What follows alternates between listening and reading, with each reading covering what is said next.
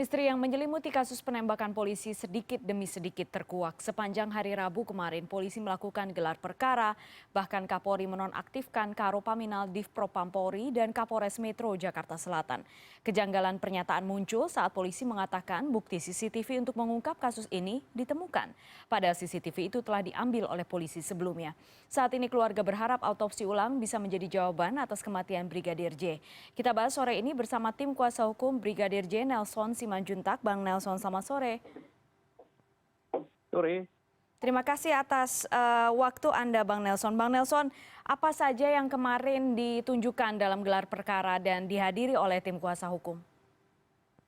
Baik, terima kasih. Selamat sore, CNN Indonesia. Kemarin kita diundang hadir siang sampai sore hari. Dari surat yang kita terima dari Bareskrim Polri, tentunya undangannya bukan gelar perkara tertulis, tetapi gelar pertama. Itu dia ya, jangan salah. Oleh karenanya dihadir oleh berbagai pihak, tentunya dari beberapa divisi maupun kalau kompartemen yang ada di jajaran anatomi Polri. Dari sana, bincang-bincang kita, ternyata semua perwakilan-perwakilan divisi kompartemen tadi yang ada di tubuh Polri, dan tentunya mereka meminta bahasan apa yang dimaknai oleh surat di pengacara kuasa hukum dari keluarga Pak Huta Barat, Brigadir J. Kita jelaskan secara panjang lebar apa-apa yang kami ketahui yang terjadi dan sebagian investigasi dari nasihat hukum. Demikian kemarin, tentunya kesimpulan akan ditindaklanjuti setelah selesai sampai malam, dan kami juga dimintai keterangan di beberapa nasihat hukum. Demikian. Bang Nelson, betulkah polisi sudah menyetujui autopsi ulang, dan untuk menyusun tim autopsi ini siapa yang akan menyusunnya, Bang Nelson? Baik, pada prinsipnya apa yang diminta melalui surat hukum dan keluarga tentunya sekiu kepolisian akan melakukan koordinasi teknisnya, tentunya otopsi dilakukan atau pra rekonstruksi kita minta di lokasi, yaitu di Sungai Bahar, Jambi. Persiapan ke arah sana tentunya harus lebih matang, karena kita meminta termasuk kehadiran harapan kita forensik yang dari Rumah Sakit Angkatan Darat, Rumah Sakit Angkatan Laut, Rumah Sakit Angkatan Udara, dan juga rumah sakit swasta yang dipercayai, yang bisa tentunya bersama-sama ke sana dan bersama lembaga terkait lainnya.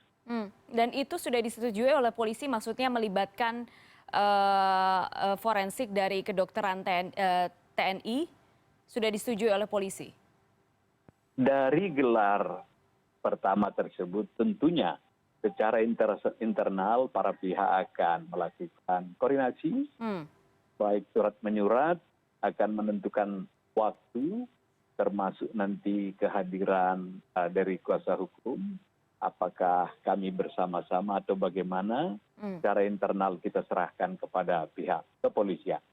Bang Nelson, ada juga yang disampaikan kemarin oleh polisi, ada bukti CCTV yang dikatakan bisa mengungkap kasus ini. Sudah tim kuasa hukum sudah mengetahui soal bukti itu, soal CCTV itu? Bukti CCTV kita tidak pernah menerima itu. Tapi apa yang menjadi bukti dari kita, itu yang kita pegang. Dan tentunya pada waktunya kita serahkan kepada pihak kepolisian.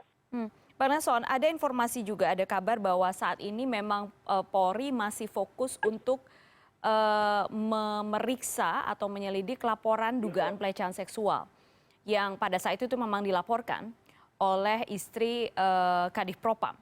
Apakah Anda mengetahui itu dan bagaimana hal ini menurut pandangan kuasa hukum?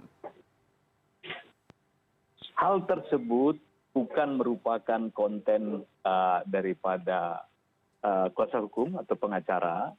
Bagaimana kes kami mendampingi, memberi perlindungan hukum dan memberi bantuan hukum terkait kasus ini. Yang disampaikan oleh terkait kemungkinan tidak sama atau berbeda dengan yang kita harapkan. Demikian. Apakah ada hal baru lainnya yang kemudian ditemukan kembali oleh kuasa hukum? Karena kemarin terakhir ada juga menyampaikan ada luka baru, yaitu luka jeratan yang kemudian disampaikan oleh kuasa hukum kepada wartawan. Ya, sampai kemarin tengah malam kami menginformasikan berupa, kalau kami sebut bukti-bukti awal, tim menunjukkan foto-foto yang kita miliki, yang tentunya kita akan serahkan. Dan dari foto itu saya gambarkan ada berupa jeratan di leher korban Brigadir J.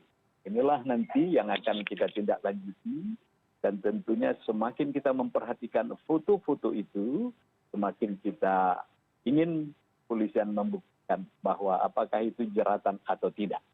Demikian. Apakah autopsi ulang ini nanti akan menjadi jalan satu-satunya untuk menguak kasus ini sebenarnya, apa penyebab kematian sebenarnya, atau ada juga hal lain yang juga akan ditempuh oleh keluarga dan pihak kuasa hukum? Tiada kata lain, kebenaran harus ditegakkan, keadilan harus kita harap. Sebagaimana pasal 133 dan pasal 22 di KUHP, kalau kami tidak salah, inilah satu harapan keluarga membuktikan kebenaran material tadi melalui otopsi ulang dengan dihadiri forensik, ahli kesehatan, dan ahli-ahli yang dari rumah sakit yang kita harapkan tadi. Dan tentunya kalau ini sudah kita lakukan, maka kuasa hukum kami dengan keluarga akan puas dan tahu bahwa kematian anak kami, anak kuasa kami, klien kami, benar meninggalnya, supaya tidak ada praduga yang tidak benar untuk saat ini. Demikian. Ya, kapan targetnya autopsi ulang akan dilakukan, Bang Nelson? Kerjasama tim ini kita harap secepatnya. Kita juga tidak mau lama-lama, boleh kita sebut sebuah body anatomi lebam mayat bagaimana, kita harapkan lebih cepat, lebih baik. Kepolisian kooperatif akan menginformasikan pada waktu yang secepatnya kepada para penasihat hukum keluarga. Oke, baik. Bang Nelson Simanjuntak, kuasa hukum Brigadir J, terima kasih atas waktu Anda sore hari ini. Terima kasih, selamat sore. Selamat sore, terima kasih.